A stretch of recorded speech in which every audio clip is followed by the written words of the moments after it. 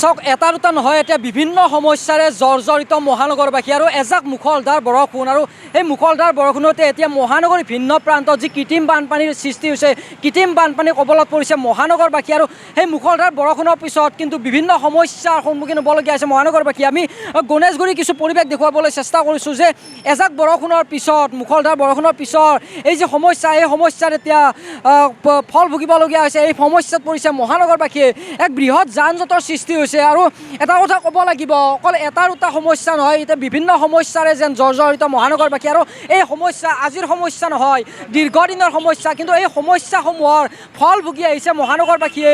এই সমস্যাসমূহৰ পৰা পৰিত্ৰাণ পাবলৈ সক্ষম হোৱা নাই মহানগৰবাসীয়ে। আচলতে প্ৰশ্ন হৈছে যে মহানগৰীৰ যিসমূহ সমস্যা, সেই সমস্যাৰ পৰা আচলতে কেতিয়া পৰিত্ৰাণ পাব? কিয়নো স্মাৰ্ট চিটি বুলি কোৱা হয় মহানগৰীত উন্নয়নৰ বাবে এখনৰ পিছত আন এখন উৰণাটো নিৰ্মাণ কৰি গৈ আছে, এখনৰ পিছত আন এখন ফুটব্ৰিজ নিৰ্মাণ কৰি গৈ আছে।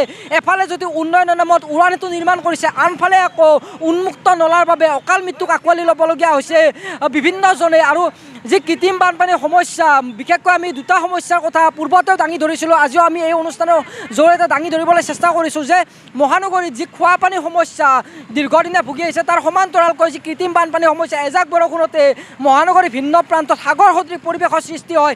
আৰু সেই কৃত্ৰিম বানপানীৰ ফলত কিন্তু এঠাইৰ পৰা আন এটা ঠাইলৈ যাবলৈ বিভিন্ন সমস্যাৰ সন্মুখীন হয়। আৰু এতিয়া যিহেতু কিছু সময় পূৰ্বে যি মুখলধাৰ বৰষুণ, এই মুখলধাৰ বৰষুণৰ ফলত যি কৃত্ৰিম বানপানীৰ সৃষ্টি হৈছে মহানগৰীৰ ভিন্ন প্ৰান্তত, আমি হাতীগড়ৰ কথা ক'ব লাগিব, অনিল নগৰ, নবীন নগৰৰ কথা ক'ব লাগিব, গণেশগুৰিৰ কথা ক'ব লাগিব, সকলোতে এতিয়া কৃত্ৰিম বানপানীৰ কবলত পৰিছে মহানগৰবাসী। আৰু তাৰ পিছৰ পৰিৱেশ এয়া দেখিবলৈ পাইছে, এক বৃহৎ যান জঁটৰ সৃষ্টি হৈছে। এঠাইৰ পৰা আন এটা ঠাইলৈ যি লোকসকলে অহা যোৱা কৰে, সেই লোকসকলে কিন্তু যাব পৰা নাই, ঘণ্টা ঘণ্টা ধৰি এই যান জঁটৰ সমস্যাত ভুগিবলগীয়া হৈছে। আৰু আমি দেখুৱাই গৈছোঁ এয়া গণেশগুৰিৰ পৰিৱেশ। আৰু এনেদৰে এতিয়া যি সমস্যা, সেই সমস্যাৰ পৰা আচলতে কেতিয়া পৰিত্ৰাণ পাব মহানগৰবাসীয়ে, সেয়া কিন্তু ডাঙৰ প্ৰশ্ন। আৰু ৰ'ব, আপুনি যে এটা অপৰাধ কৰিবলৈ গৈ আছে, আপুনি জানেনে এই নাবালিকাগৰাকীক এতিয়াই বিয়াত বহোৱাটো যে এটা অপৰাধ, আপুনি জানেনে? অপৰাধ কেনেকৈ? মোৰ ছোৱালী, মোৰ কথা। তুমি যিয়েই নোকোৱা ভূঞা, 18 বছৰৰ তলৰ যিকোনো কন্যা সন্তানৰ বিয়া দিলেই আইনগতভাৱে এক দণ্ডনীয় অপৰাধ। বিয়া দিয়াজন যিমান দায়ী, বিয়া পতাজনো সমানে দায়ী। এতিয়া তাই পঢ়া শুনা কৰাৰ বয়স, খেলা ধূলা কৰাৰ বয়স, তাইক খেলিবলৈ দিয়ক, পঢ়িবলৈ দিয়ক, আৰু চাব এদিন আপুনি তাইক লৈ গৌৰৱ অনুভৱ কৰিব পাৰিব। এতিয়াই তাইক সংসাৰৰ বোজা দি তাইৰ ভৱিষ্যত জীৱনটো অন্ধকাৰ কৰাৰ অধিকাৰ তোমাৰ জানো আছে? মোৰ ভুল হৈ গ'ল মাজনী, মোক ক্ষমা কৰিবা। শিক্ষা ল'ৰা ছোৱালী উভয়ৰে প্ৰাপ্য আৰু অধিকাৰ।